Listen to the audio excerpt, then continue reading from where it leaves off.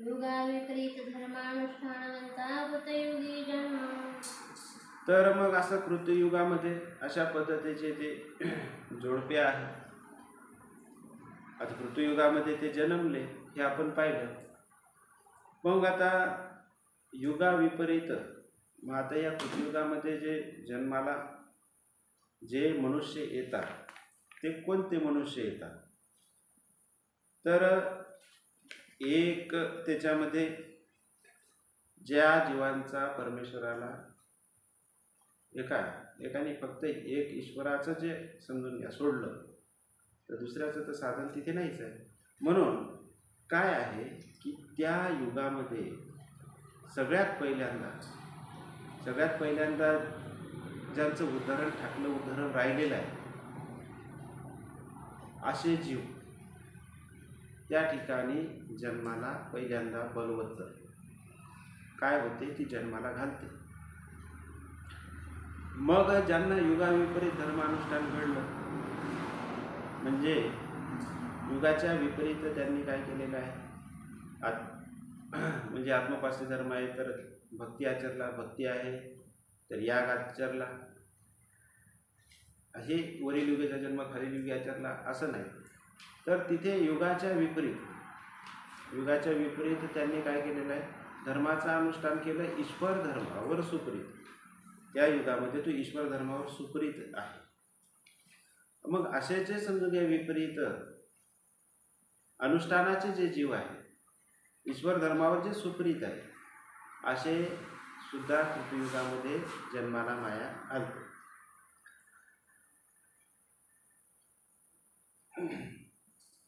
तर अशा पद्धतीनं किंवा ज्या लोकांनी आत्मोपास्य आचरली म्हणजे त्रेतायुगामध्ये त्यांचा जन्म झाला, त्यांनी वरील युगीचा धर्म खालील युगी आचरला, म्हणजे आत्मोपास्य जी आहे ती खालील युगामध्ये आचरली, त्रेतायुगामध्ये आचरली, तर मग ते सुद्धा कृतयुगामध्ये अधिकारी आहे.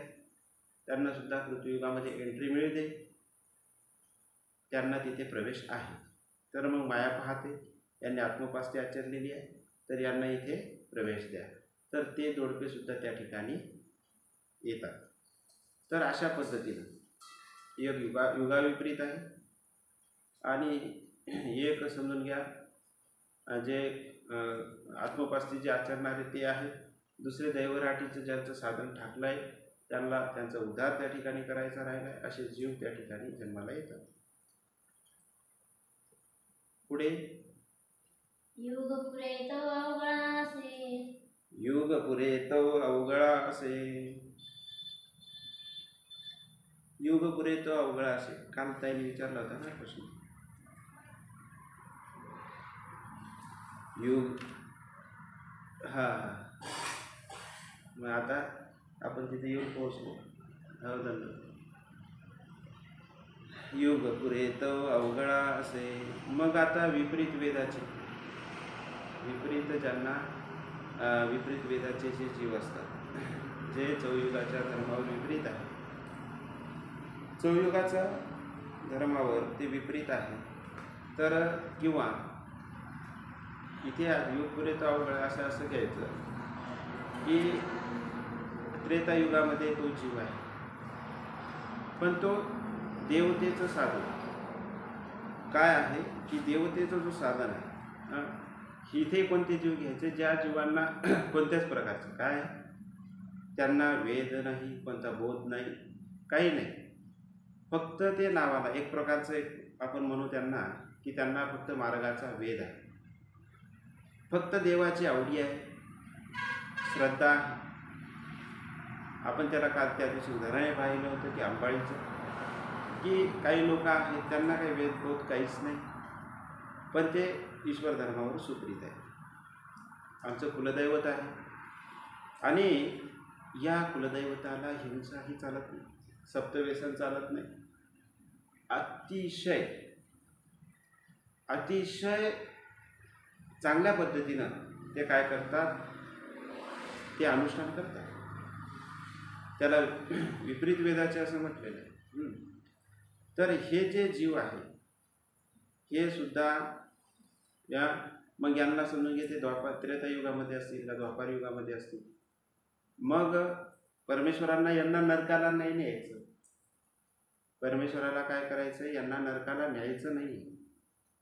म्हणून माया काय करते की या जीवाला म्हणजे जे अनुष्ठान घडले, विपरीत वेद जो झालेला आहे, विपरीत वेदाचे जे जीव आहे, यांना कर्मराटीचे 6 विभाग आपण पाहतो की जड, अजड, चिजड, आहे का नाही, आणि त्याच्यामध्ये संलग्न, अवघडा, नित्य नरक, हे आपले 6 कर्मराटीचे, 5 दैवराटीचे, जडाजड कंपल्सरी आहे, स्थानापती आणि ओळखणे हे दैवराटी. तर त्याच्यामध्ये जो कर्मराटी, म्हणजे कर्मराटीमध्ये ते जीव आहेत ना, त्यांना वेदबोध नाही, त्यांना ते फक्त काय आहे की बा हे जे स्थान आहे हे जे समजून घ्या, याच्या पद्धतीनं आपल्याला हिंसाही चालत नाही, याचा अस्तिपरीचं आचरण आपण केलं पाहिजे. मग यांना जर समजून घ्या तो वेद झाला तिथं त्रेतायुगामध्ये झाला, मग आता यांना नरकाला न्यायचं नाही, मग यांना ठेवायचं कुठं? मग मायाचे विभाग असतात 11 विभाग, त्यापैकी जो अवघड आहे म्हणजे सुख दुःख विरहित, कुंभकर्णाप्रमाणे, ठीक आहे, कुंभकर्ण झोपून राहतो, किंवा मुचकुंद सुद्धा देवता काय करते, त्याला तिथं त्या गुहेमध्ये झोपून ठेवते. अवघडा कसा आहे की सुख दुःख, आपण जसं झोपीमध्ये सुख दुःख विरहितच आहे सुंदर, तसं त्या ठिकाणी ते सुख दुःख विरहित राहतो. मग ते द्वापार युग चाललं जातं, कलियुग चाललं जातं, कारण त्या जीवाला चौकडीचं जे आहे, चौकडी सुद्धा त्या जीवाला होत नाही. म्हणजे चौकडीला सुद्धा, त्याची चौकडी सुद्धा परमेश्वराला चुकवायची असते, असं म्हटलं तरी काय हरकत नाही. तर असे तोपर्यंत अवघडा असे जीव जे आहेत ते अवघड्यामध्ये राहतात.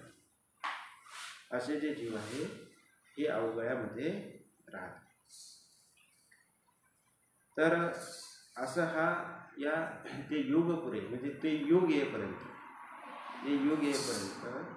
युग पुरे म्हणजे ते हे पूर्ण युग संपेपर्यंत कुठं राहतात? मग ते त्यांना विपरीत वेग झाला पृथ्वीयुगामध्ये, त्यांना आता त्यांनी ती साध्य ते फळच त्या पद्धतीनं की नाही, विपरीत वेगवंत आहे, तर त्याला पृथ्वीयुगामध्ये जन्म असं एक साध्य आहे, त्याचं ते फळ आहे. मग तोपर्यंत त्यांना काय करायचं? तोपर्यंत का त्यांना का नरकाला पाठवतात का? नाही, तर तोपर्यंत अवघड्यामध्ये ठेवतात आणि मग पृथ्वीयुगामध्ये त्यांचा जन्म हा होतो. तर अशा पद्धतीनं युग पुढे तो अवघडा असेल. कलियुगी जन्म मात्रे चौकडीपर्यंत नरक. तर कलियुगी जन्म मात्रे चौकडीपर्यंत नरक. आता कलियुगामध्ये, कलियुगाचा महिमा, याच्यामध्ये चौकडीचं जे आहे हे सुद्धा आपण की या कलियुगामध्ये जन्म मात्र म्हणजे अल्पकाळ, 7 महिन्यामध्ये पिंड तयार होतो, त्याच वेळेला चौकडीपर्यंत नरक, म्हणजे चौकडी या जीवाला आक्षेपते. या जीवाला चौकडी ही अशापर्यंत म्हणजे पद्धतीने ती आक्षेपत असते. कारण की कलियुगाचा जो वारा आहे, कलियुगाचा वारा या जीवाला लागून आमच्या श्रीकृष्ण भगवंतांनी सुद्धा या 5 पांडवांची काळजी घेतली. 5 पांडवांना सांगितले की तुम्हाला हिमवंता पांडव पाठवले का परमेश्वराने या 5 पांडवांना हिमवंतामध्ये पाठवलं. राज्य जिंकलं, सगळं जिंकलं, आणि आता म्हणतात तुम्ही हिमवंतामध्ये जा. परमेश्वराला भक्ताची काळजी आहे की बाबा चौकडी आहे. आता त्यांना नव्हतं माहिती, मग परमेश्वराला माहिती होतं, आणि तुम्ही संन्यास घ्या. तर अशा वेळेला युधिष्ठिर म्हणतात की मला माझा 7-12 म्हणजे प्रॉपर्टी आपलं पहा. आपल्याला ज्ञान होतं, सगळं काही समजते, 56 सांगितलेली आहे, 56 आहे, मर्यादा आहे, आपण अनुसरलं पाहिजे हे आपल्याला माहिती असते.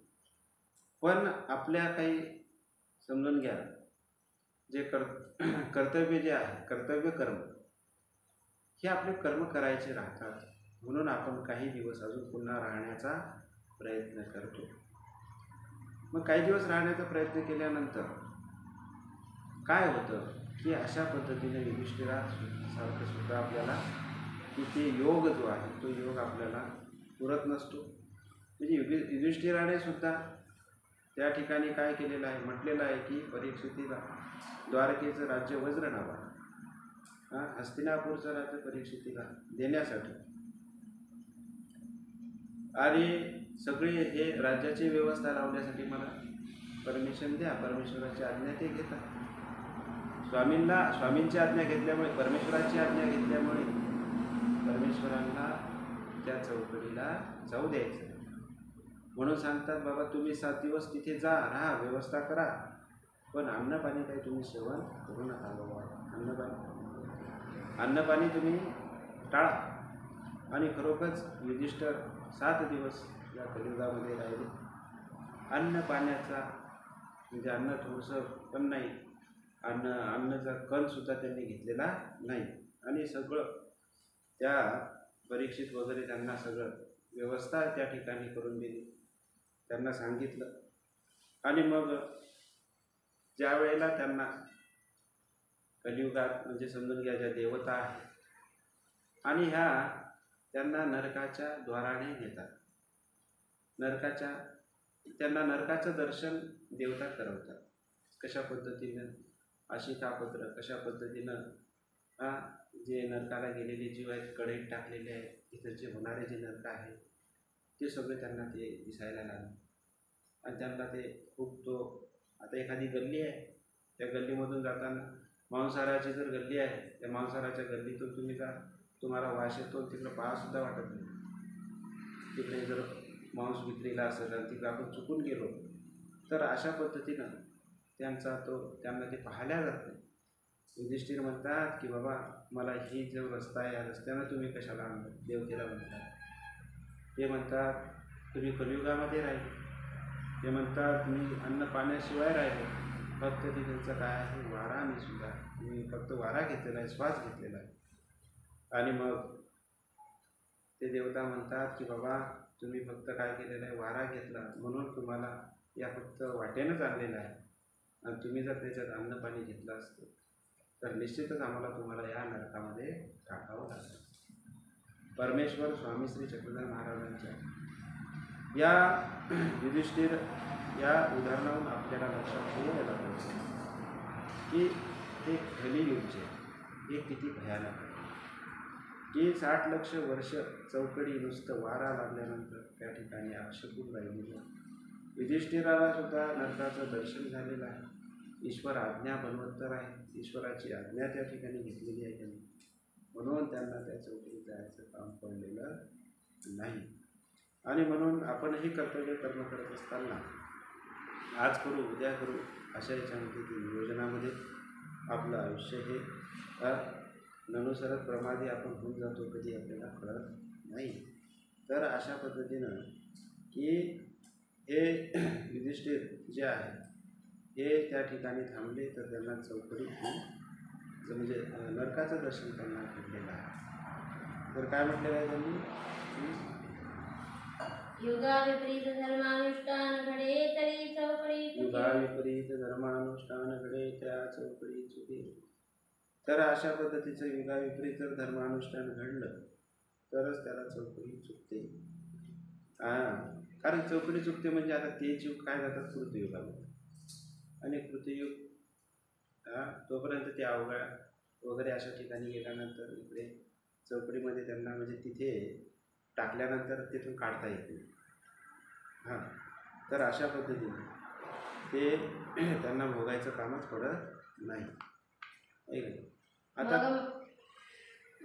मग महादायसी मिळतले जिजी तरी ऐसी दुःखे कायसे न चुकती. तर किंवा युगाविपरीत धर्मानुष्ठान जो आहे त्याला चौकडी नाही, किंवा ज्या जीवाचं कोणाकोणाला चौकडी होत नाही, ज्या जीवाचं उतट न करता कंस उपलक्षणे श्रीकृष्ण भगवंतांनी कंसाला मारलं, उतट न केलं, उपटून टाकलं, त्याच्यातून काढलं जातं. तर त्या जीवाला चौकडी ही होत नाही, म्हणजे चौकडीला जावं लागत नाही. परमेश्वर स्वामी श्री चक्रधर महाराज ज्या हिंसेला कारण आहे, म्हणजे परमेश्वर अवतार ज्या हिंसेला कारण आहे, स्वामी श्री चक्रधर महाराजाच्या श्रीचरणाच्या खाली आलेल्या मुंग्या.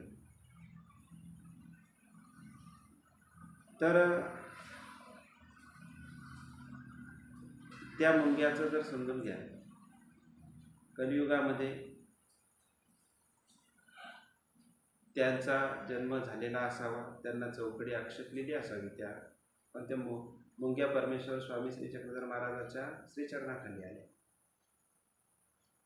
तर ती आक्षेपलेली चौकडी सुद्धा चुकल्या जाते. त्याचा भोग त्यांना भोगावा लागत नाही. कंसाला मारलं, मग आता परमेश्वराने मारलं, उचटणं केलं तर चौकडी चुकते असं नाही. परमेश्वराने जर मारायला लागलं, जरासंधाला कोणी मारलं, भीमाने मारलं, तर असे जरासंध उपलक्षणी जे जीव आहेत त्यांना सुद्धा समजून घ्या, परमेश्वराच्या आज्ञेकरवी मारल्या गेलेला असेल, आक्षेपलेली जरी असेल चौकडी, तरी सुद्धा ती भोगायचं काम पडत नाही. उतटणे रूप लेळे करून ती नाशल्या जाते. किंवा परमेश्वर, आपण व्याघ्रवेश पाहिला, श्री दत्तात्रय प्रभू अवतार. तर श्री दत्तात्रय प्रभू अवतार म्हणजे परमेश्वर व्याघ्रवेशामध्ये अवतीर्ण झाले. मग त्या व्याघ्रवेशाचा जो आहार आहे, तो आहार त्यांनी घेतला, म्हणजे तो एखादा प्राणी त्यांनी मारला, मग तो बकरीमध्ये असू द्या नाही तर कशामध्ये असू द्या, त्याने कलियुगामध्ये त्याने त्याचा जन्म झालेला असावा, त्याला चौकडी आक्षेपलेली असावी, आणि त्याचा आहार व्याघ्रवेशामध्ये असलेल्या परमेश्वर अवताराने तो घेतला, परमेश्वर अवताराने तो घेतला, तर त्याला जर ती चौकडी आक्षेपलेली असेल तर ती त्याला भोगावी लागत नाही.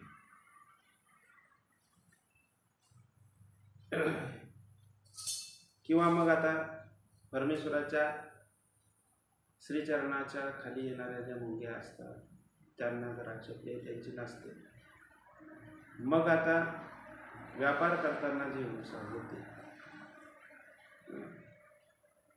हिंसा झाली, परमेश्वर त्याच्यामध्ये आत असेल तर त्यांना सुद्धा कलियुगामध्ये आले, त्याचा योग आला, आणि आता समजून घ्या त्याची हिंसा होते आहे, तर त्यांची सुद्धा नासलं जाऊ शकते.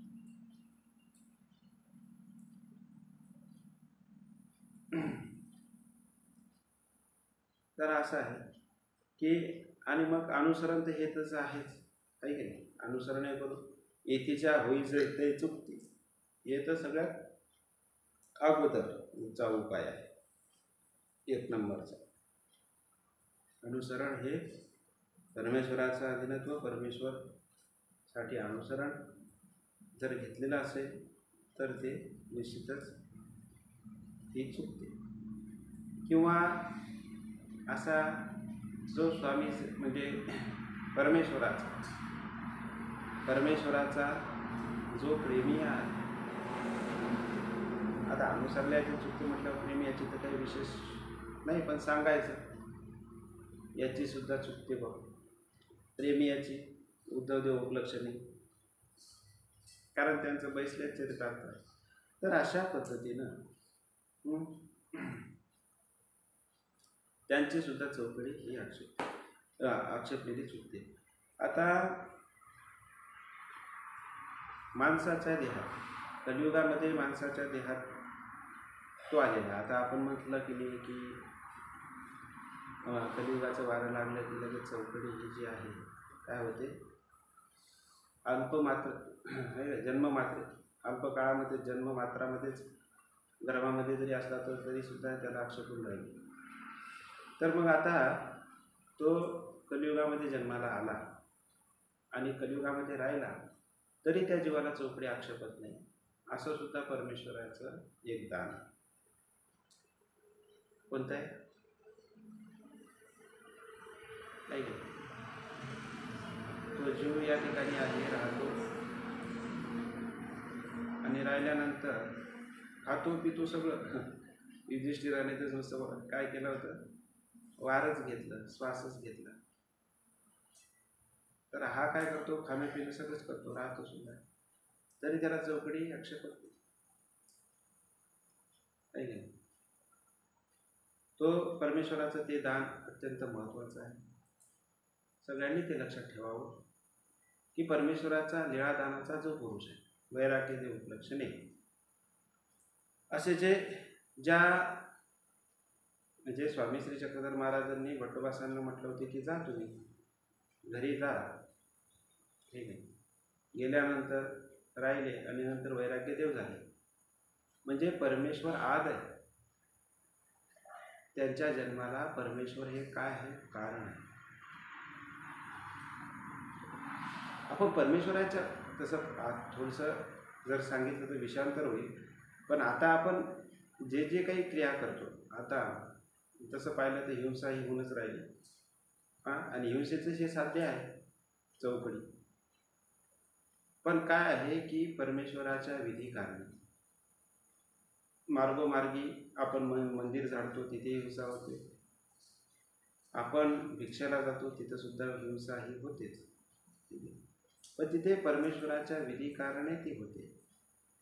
स्वात्मीने आपल्या कार्यासाठी जी हिंसा आहे हिचा मात्र पातक आहे परमेश्वराच्या विधीसाठी. परमेश्वराच्या आता लीळादान हे परमेश्वर हे वैराग्य देवांना काय आहेत की ते त्यांच्या जन्माला ते आद आहे, आणि अशामुळे जो लीळादानाचा जो पुरुष आहे त्याला सुद्धा चौकडी आक्षेपत नाही, किंवा कोणतंच नरक तसं पाहिलं तर होणारच नाही. किंवा परमेश्वराचा हे घे, परमेश्वर असा एक मनुष्य आहे की तो परमेश्वराचं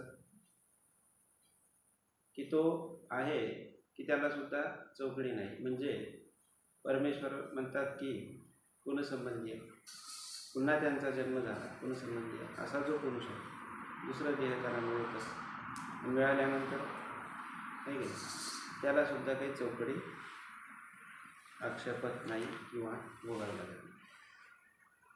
म्हणजे असं परमेश्वर काय करतात, वेगवेगळ्या परमेश्वराचे दान आहे. तर याच्यामध्ये नवीन जर आपल्याला एक पुरुष आपण ॲड करू, म्हणजे वरील युगाचा खालील युगी आला तरी त्याला चौकडी आक्षेपली नाही. अहो, आमच्या श्रीकृष्ण भगवंतांनी सांगितलं पाची पांडवांना, म्हणे तुम्ही आता हे कलियुग लागून राहिलं, चौकडी तुमची चुकली पाहिजे, कशाला त्याच्यात गेले तर अजून त्यांच्याकडून विधी करून घ्या, त्यांच्याकडून देवधर्म करून घ्या आणि ती नासून घ्या, त्याच्यापेक्षा यांना त्याच्यात जाऊ द्यायचं नाही ना. अगोदरच सांगितलं तुम्ही इकडे चालले हे म्हणायचं. मग तरी सुद्धा असा पुरुष किंवा तो वरील युगीचा खालील युगी आला त्याला चौकडी आक्षेपली नाही, आहे की नाही? असा कोणता युधिष्ठिर, म्हणजे तो काय आहे कलियुग, म्हणजे तो तिथे जन्माला म्हणजे द्वापार युगातून ईश्वर आज्ञेस तो काय युधिष्ठिर असा मनुष्य आहे की तो वरील युगीचा खालील युगी आला आणि खालील युगी येऊन वारा लागूनही त्यालाच आक्षेपले, कारण ईश्वर आज्ञेमुळे तो आले, ईश्वराची आज्ञा घेऊन आल्यामुळे त्यांना चौकडी भोगावं लागत नाही. किंवा आता तर समजा देवविद्यावंत पण आहे की त्याला चौकडी म्हणजे जरी आक्षेपलेली असेल पण भोगायचं काम पडतच नाही, कारण देवविद्यावंताचं जे आयुष्य आहे हे देवविद्यावंताचं आयुष्य देवविद्या झाल्यामुळे ते आयुष्य सृष्टीपर्यंत असतं, वाढलं त्याचं, मग त्याचं समजून घ्या ते, आणि त्याच्यातून काय होतं चारही युग म्हणजे तो म्हणजे संपून जातात. तो उलट ते सगळ्या ज्या लोकांना ते भोगवतात ते पाहतो, या सगळ्यांना चालले व भोगायला नेता आहेत हे सुद्धा तो पाहतो, पण त्याला त्याच्यातून काढल्या जात नाही. तर अशा पद्धतीनं जो विद्यावंत आहे त्याला देवता ही काय करते, देव विद्यावंताला हे देवता म्हणजे चौकडीचा जो भोग येतो त्यावेळेला काढतात, एकूण तिकून तर त्याला ते त्यातून काढल्या जात, ते देवता काढत नाही त्यांना. तर अशा पद्धतीनं देवविद्यावंत आहे. तर असे जे आहेत यांना चौकडी काय आहे भोगावी लागत नाही. 60 लक्ष वर्षाचं हे मोठ्या प्रकारचं नरक आहे आणि ते यांना चुकते. काय बरे कलियुगी जन्ममात्रे चौकडी पर्यंत नरक, युगाविपरीत धर्मानुष्ठान घडे तरी चौकडी चुकी. अशा पद्धतीने युगाच्या विपरीत धर्मानुष्ठान जर घडलं तर त्याला चौकडी ही चुकते. मग महादायीसे म्हणितले, महादायीसा तिने म्हटलेला आहे, विचारलेला आहे, जे जे तरी ऐसे दुखे काहीसे न चुकती. एवढं सगळं ऐकल्यानंतर साहजिकच आहे, बोधवंत आहे, बोधाचं कार्य आहे की नाही, बोधापाठी अनुसरण आहे, ते कार्य आहे. तर मग आता हे जे दुःख आहे हे दुःख हे नको आहे आम्हाला, हे दुःख आम्हाला व्हायलाच नाही पाहिजे असं महादाई सांगतो. किंवा त्याच्यासाठी जो नाचण्यासाठी जो उपाय आहे तो उपाय तरी तुम्ही आम्हाला सांगा, ते कशामुळे चुकणार, काहीसे चुकले. सर्वज्ञ म्हणितले बाई तिच्या होईजे, येथुनी म्हणितले ते किजे तै चुकती. स्वामी श्री चक्रधर महाराज काय म्हणतात की तुम्हाला काय व्हावं लागेल, इथीचं व्हावं लागेल. आपण पाहिलं की इथीच्या होईजे ते चुकती, चौकडी ही चुकते. त्याला अनुसरण हे परमेश्वराचं होणं, परमेश्वराचं होऊन राहणं हे अत्यंत महत्त्वाचं आहे. आणि तय चुकती त्यावेळेला काय होतं की ही चौकडी चुकल्या जाते. तर अशा पद्धतीनं काय आहे की हे कलियुगाचा असा महिमा आहे. कलियुगाचा महिमा अत्यंत विचित्र आहे. युधिष्ठिराचं आपण उदाहरणसुद्धा त्या ठिकाणी पाहिलेलं आहे की परमेश्वराचं होणं. आणि अहो भट्टोबास काय म्हणतात, आपण इतीचा होईजे ते चुकते. कोणी म्हणेल की बाबा छप्पनी माझी चालली गेली, मग कशाला अनुसरायचं, ही चूकच नाही करायची. किटकी जशी आहे ती किटकी, भट्टोबास म्हणतात किटकी ज्यावेळेला ती काढते त्यावेळेला ओम पडतो. हे काय म्हणजे ओम बी पडू शकतो, म्हणजे ते प्रयत्न करते, जाळवेल ते, पण ओमचा आकार आपोआपच निर्माण होतो. हे उदाहरण भट्टोबासांनी सांगितलं की असं आपण ते विचारच नाही केला. ज्या वेळेला आपल्याला आपले कर्तृत्व पार पडले त्यावेळेला परमेश्वराचं होणं अत्यंत महत्त्वाचं आहे. नाही तर मग ते हे जे आहे हे चुकू शकत नाही, चौकडी चुकणार नाही. म्हणजे अनेक प्रकारात आपल्याला काय आहे दुःख भोगायची वेळ आपल्याला निर्माण होऊ शकते, कारण हे कलियुग आहे. कलियुग म्हणजे लय विचित्र युग आहे. अहो युधिष्ठिराने परीक्षितेला जरी समजून राज्य दिलं, परीक्षित हा नीतिमंत राजा, नीतिमंत राजा होता, पण आता कलियुगामध्ये चांगल्या स्फुरत नाही, वाईटच स्फुरते. मग ते म्हणतात की बाबा हे कलियुग सुरू झालं, मग कलियुगातल्या राज्य व्यवस्थित चालू होतं, सगळं व्यवस्थित चालू होतं. परीक्षित अत्यंत नीतिमान राजा होता, सगळं काही व्यवस्थित होतं, परिवाराला व्यवस्थित सांभाळायचा, प्रजेला सुखी ठेवत होता आणि अनिती कुठे करत नव्हता, अत्यंत सुंदर राज्य तो चालवत होता. त्यावेळेला हे कलियुगाच्या अधिष्ठात्री देवता त्या ठिकाणी येतात. कली कशी संचरते, कली एकदा संचरली की त्याचा काय होतो, त्याचा एक प्रकारचा नाश होतो, किंवा नाश होतो म्हणजे असा मृत्यू, डायरेक्ट मृत्यूला सुद्धा म्हणजे त्याची जीवितहानीसुद्धा होऊ शकते. कली अशा पद्धतीने संचरतो की परीक्षिताचा आपल्याला माहिती आहे की तो नीतिमान राजा आहे, सगळं काही व्यवस्थित आहे. कली त्या ठिकाणी येतो देवतेच्या कर्मभूमी, अष्टभूमी, अंतराळ या 3 देवतेचं अधिष्ठान, या अधिष्ठात्री त्या देवता आहे. त्या तिथे म्हणतात की आम्हाला परीक्षित राजाला म्हणतो आम्हाला राहायला जागा द्या, आम्हाला राहायला जागा पाहिजे. तर त्यावेळेला तो तिथे असं म्हटलेलं आहे त्यांनी की बाबा त्यांनी 2 पर्याय त्या ठिकाणी त्या जागेचे सांगितले की स्त्री आणि सुवर्ण, स्त्री आणि सुवर्ण. तर मग त्या सुवर्ण ही जागा घेतात. सुवर्ण म्हणजे त्यांचं जे मुकुट होतं परीक्षिताचं ते सुवर्णाचं होतं आणि त्याच्यामध्ये कली संचरतो. कली संचरतो म्हणजे त्याचं जे सामर्थ्य आहे ते मुकुटामध्ये संचरतं. परीक्षित राजा अत्यंत विद्वान, धर्मनिष्ठ, नीतिमान. तो म्हणतो या मुकुटामध्ये कली संचरलेला आहे, कलीचं सामर्थ्य आहे. वाईटच आपल्याला विचार येतील, प्रजा आपण व्यवस्थित, प्रजेला आपण त्रास देऊ, वेगळ्या पद्धतीनं काहीतरी नुकसानच आपलं होईल याची जाणीवसुद्धा त्याला होती. म्हणून तो मुकुट म्हणतात की तो कायमस्वरूपी तो काय करत होता, एका बाजूला जसं आपण लॉकरमध्ये एखादी वस्तू ठेवतो दाखवण्यासाठी, तशा पद्धतीनं तो काय करतो, तो मुकुट जो आहे तो एका ठिकाणी ठेवून देतो. ते कधीच तो वापरत नाही, कधीच घालत नाही, काहीच नाही. अशा पद्धतीनं तो काय करतो, तेव्हापासून त्या राजा तो मुकुट तो जो काढून ठेवला त्याने ते परत घातलं. पण एक दिवस काय होतं, आता शिकारीला वगैरे जाण्याचा प्रसंग येतो. शिकारीला तो जातो आणि शिकारीला गेल्यानंतर त्याच्या त्या घाई गडबडीमध्ये त्या शिकारीला जाताना घाई गडबडीमध्ये त्याचं लक्ष राहत नाही आणि तो जो मुकुट आहे तो डोक्यामध्ये तो चढवतो, तो घालतो.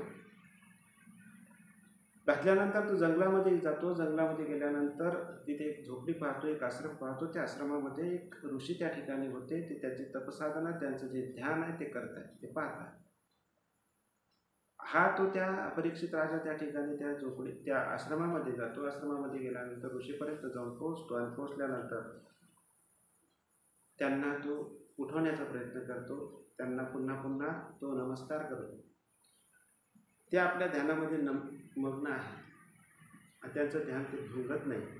म्हणून तो त्या ठिकाणी तसा उभा राहतो, इकडे तिकडे पाहतो. एक सर्प त्या ठिकाणी मरून पडलेला असतो, मेलेला तो साप असतो. तो साप तो उचलतो आणि त्या ऋषीच्या गळ्यामध्ये तो टाकतो. आणि अशी एक त्याच्यामध्ये त्या मुकुटामुळे काय झालं की काहीतरी चेष्टा करावी, मस्करी करावी, वाईट विचार त्याच्या डोक्यामध्ये तो शिरल्यानंतर त्याने ते कृत्य केलं. कृत्य केल्यानंतर तिथे ते ऋषी जागृत झाले. त्यांनी पाहिल्यानंतर की माझ्या अंगावर सर्प आहे आणि पुढे पाहिलं तर तो राजा आहे.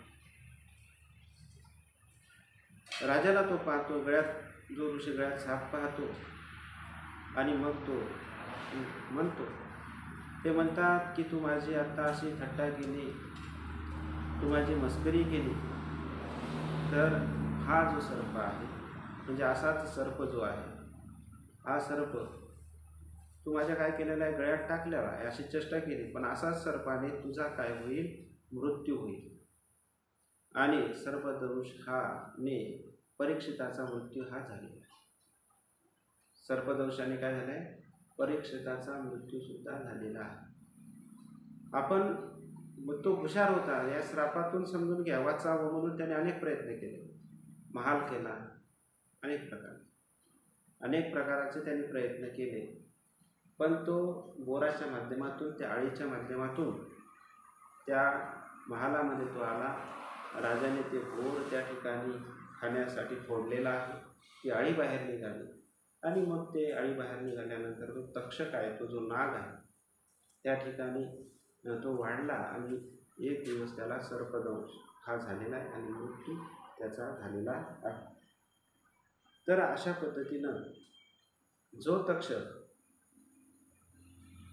कर्णाच्या बाणावर काय करत होता, कर्णाच्या बाणावर त्या अर्जुनाला मारण्यासाठी त्या ठिकाणी तक्षक बसून मारण्याचा प्रयत्न करत होता, अर्जुनाला मारण्याचा प्रयत्न केला, पण तो प्रयत्न त्याचा सफल झाला नाही. कारण त्यांचं रक्षण करण्यासाठी, अर्जुनाचं रक्षण करण्यासाठी श्रीकृष्ण भगवंत त्या ठिकाणी होते. आता मात्र परीक्षिताचं रक्षण करण्यासाठी कोणीही नव्हतं. आणि मग हा तक्षक जो आहे तो परीक्षिताला सुद्धा त्या ठिकाणी चावलेला आहे.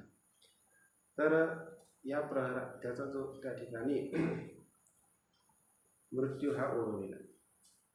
तर अशा पद्धतीनं हे कलियुग आहे. कलियुगाचा आपल्यामध्ये संचर देऊ नका.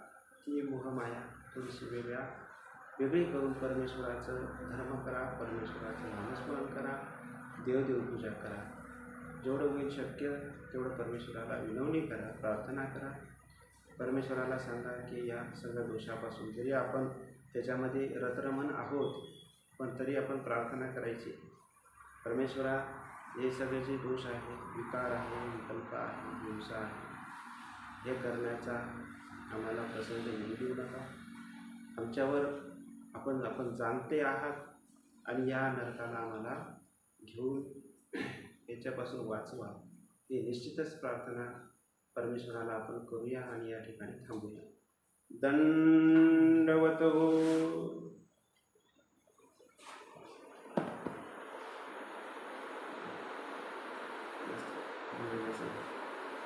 दंड